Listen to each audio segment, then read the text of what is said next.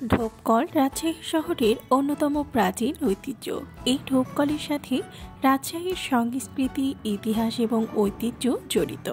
মহারানী হেমন্ত কুমারীর প্রচেষ্টা এবং অনুদানে 1937 খ্রিস্টাব্দে রাজশাহীবাসীর জন্য সার্বক্ষণিক বিশুদ্ধ পানির সরবরাহ নিশ্চিত করা হয়।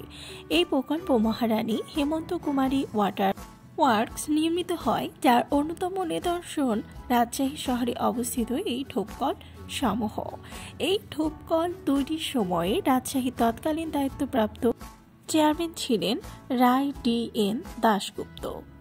সেই সময় রাজশাহী শহরে পানযোগ্য পানির অভাব ছিল, বিশুদ্ধ পানির খুবই অভাব ঘটেছিল তখন, যার ফলে ছড়িয়ে পড়েছিল কলেরা, আমাশয় সহ নানা রকম পেটের পীড়া। বেশ কিছু লোকের মৃত্যুও ঘটেছিল সেই সময় এই অসুখের জন্য। রায় DN দাশগুপ্ত রাজশাহী পৌরসভার চেয়ারম্যান থাকাকালে রাজশাহী অ্যাসোসিয়েশনের সহযোগিতায় নগরবাসীকে সুপেয় পানি সরবরাহের উদ্যোগ নেন। সিদ্ধান্ত নেওয়া হয় রাস্তার মোড়ে মোড়ে পানির কল স্থাপন করা হবে। 1937 সালের অগাস্ট মাসের কোনো একটি দিনে মিনিস্ট্রি অব ক্যালকাটার অধীনে রাজশাহী ওয়াটার ওয়ার্কস নামে পানি সরবরাহ এবং বিশুদ্ধকরণ কেন্দ্র নির্মাণ করা হয়। ব্যয় করা হয় প্রায় 2.5 লাখ টাকা বেশি। এই কাজে নগরীর নামকরা ধনী লোকদের এগিয়ে আসার জন্য অনুরোধ করা হয়। সেই সূত্র ধরেই মহারানী হেমন্ত কুমারী নিজেই দান করেন প্রায় 65,000 টাকা। বিশাল অঙ্কের একক অনুদানের কারণে রাজশাহী জেলা বোর্ডের দান করা জমিতে মহারানী হেমন্ত কুমারীর নামে ওয়াটার ওয়ার্কস স্থাপিত হয়।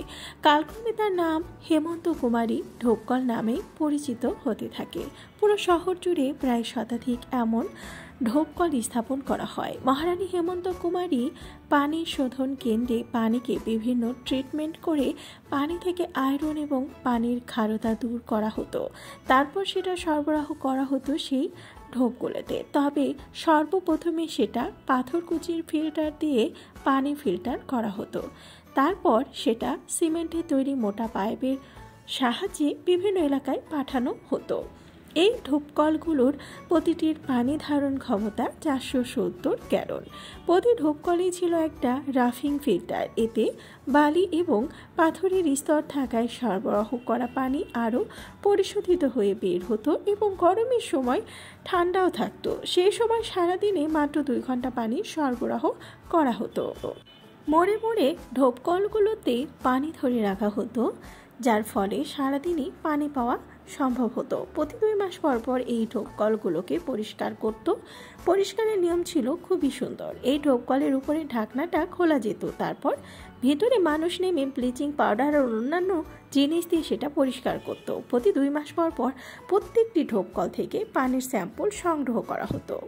পরে সেটা পাঠানো হতো পরীক্ষাগারে পানির মান ঠিক আছে কিনা সেটা জানার জন্য। ঢোপকলগুলো লম্বায় প্রায় ভূমি থেকে 12 ফুট উঁচু এবং ব্যাস প্রায় 4 ফুট। ঢোপকলগুলো তৈরি করা হয়েছিল সিমেন্টে ঢালাই করে। এই ঢোপকলের উপর থেকে নিচ পর্যন্ত ঢেউ খেলানো একটা প্লাস্টার করা হতো, যে নকশাটা করা হতো টিনের সাহায্যে। চারিদিকে টিনের একটা রাউন্ড বানিয়ে তার মধ্যে সিমেন্ট আর ইটের খোয়ার ঢালাই ঢেলে দেওয়া হতো। এই ঢালাই ছিল খুবই শক্ত, সহজে কোনো কিছু ধাক্কায় বা আঘাতে এটা ভাঙে না।